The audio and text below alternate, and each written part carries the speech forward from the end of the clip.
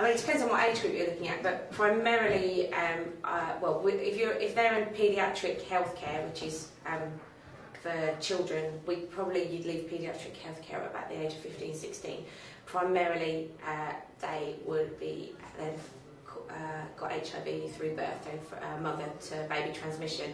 Although there is a small proportion that have got it from blood transfusions or operations, but in countries where at that time they didn't screen the blood.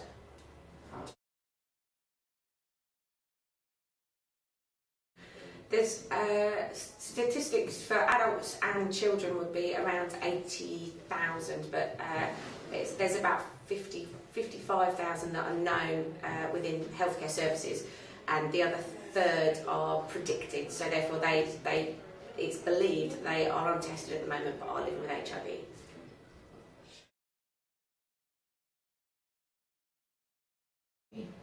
In the UK, I would say the biggest challenge is the stigma and the discrimination. We're very lucky here. Everyone has access to medication. We have a free healthcare service. So people in general are living well. But what impacts upon them the most is the way that either society reacts to them, or they believe that society will react to them. So because of that, they sometimes don't take the medication, which obviously that medication keeps them alive, because of what we call, the word we use is stigma, so the stigma that is attached to living with HIV.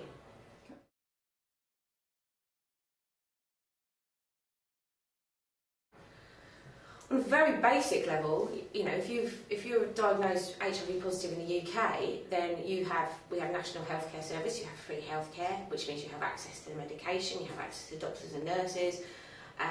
You know, we have a great, for children and young people, we have a great paediatric healthcare service. And then that is your kind of basic of, if you're in the UK and you're diagnosed with HIV, you've got a very good life prognosis, which means the amount of time that you will stay alive, you're predicted to stay alive. Whereas in other countries, if you don't have access to the healthcare service, if there isn't a free healthcare service, if you have to pay for your medication, or there isn't any medication, then your prognosis or your life expectancy will be a lot lower.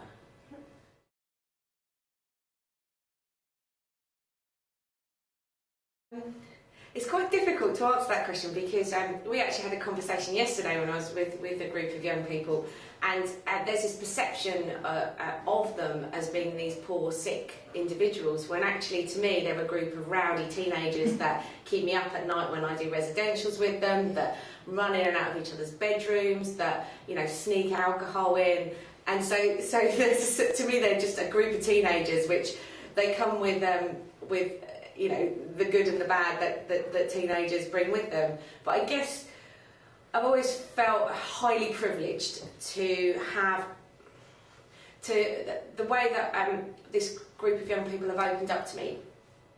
Whenever I've met them, I tend to meet them for the first time on residentials, you know, and I might have 20, 30 young people in front of me, and I've never met them before, they've never met me, and they're immediately open with me because they know that I know that they have HIV, and it's so rare for them in their lives to have that you have, you don't work often with other teenagers in the past, you spend months building relationships, whereas with this group, the privilege is they immediately, it's like, oh my God, I can just be myself, I can just talk to you. So I suppose that for me that's the most rewarding thing is you know, just spending a couple of days with someone and even a couple of hours with them and just seeing the difference within them, because you can give them that space to totally be themselves, that they see that you accept them, that actually you don't just accept them but you want to kind of push things forwards and make things better for them, and so they get a real buzz out of that. So I suppose that's the kind of the high point for me.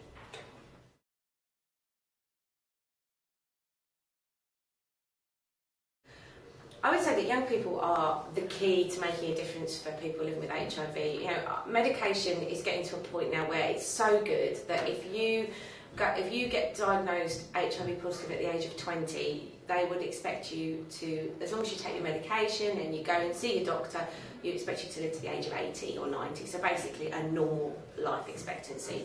But the big thing which is still around is the stigma and the discrimination. And so how young people across the world can help people living with HIV is basically to A, be accepting, and B, to educate themselves, you know, so that they understand HIV. They're not scared of HIV. They know that you can't get HIV from a cup, you can't get HIV from holding hands with someone, you can't get HIV with having sex with someone if you use a condom. You know, that they actually know these things, that they aren't afraid of it. And I guess the third thing, my C point, would be that they talk about it, that they talk loudly about it, and they say, do you know what, if someone has got HIV, I don't care. Because if you do that, then people that do have HIV will then come to you. And the point is you don't know. I mean, I know so many positive people whose best friends, whose brothers and sisters don't know that they have HIV. You know, they might even live in the same house as them and they don't know. So if people actually take it upon themselves to take that responsibility, then that's the way that we will get rid of the stigma, and that I really hope in a generation's time HIV is viewed the same as cancer or another chronic condition, and people don't have that fear.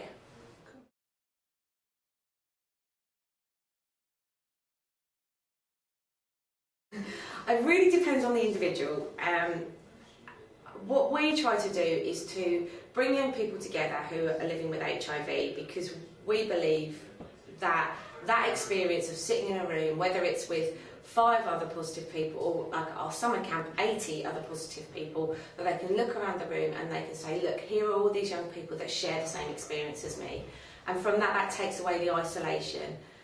Self-esteem, so not feeling very good about yourself, is a very big issue, because this group of children and young people have been told, you've got this disease, don't tell anyone. So as soon as you're told not to tell anyone, it becomes something which is bad, it's a wrong thing.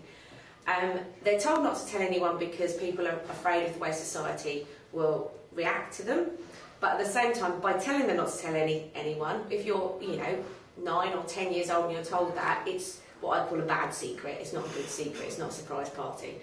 You know, so it's a bad secret, and so that does eat away, and it affects self-esteem, and it affects the way that they build peer relationships with their peers, with their friends, because they're always holding something back. So what we try to do is help them to build a peer group or group of friends that are also HIV positive. So through that, they can totally be themselves and they can be open. And then they kind of inspire each other, because they start to see, and obviously this is not all of them, some people will always struggle with their HIV diagnosis, and that's the nature of the illness. But they do start to inspire each other, and they see each other doing good things, and you know, at times we've seen young people that perhaps if they hadn't had HIV, they would have gone down a very different path, where they may have dropped out of education, they may have got into crime because of the social circles that they're in. But actually the HIV almost pushes them to be more emotionally mature and more get a better direction in life. But as I said, that's not everyone. So it is difficult building self-esteem with someone, but the sort of things that we do is we just always try and get young people together to do things as in, you know, to say, but how would you like to change policy in the country? How would you, what, if you could give a message to government, what message would you give? If you could give a message to other young people, what message would you give? To see the bigger picture, to see themselves as part of that bigger picture.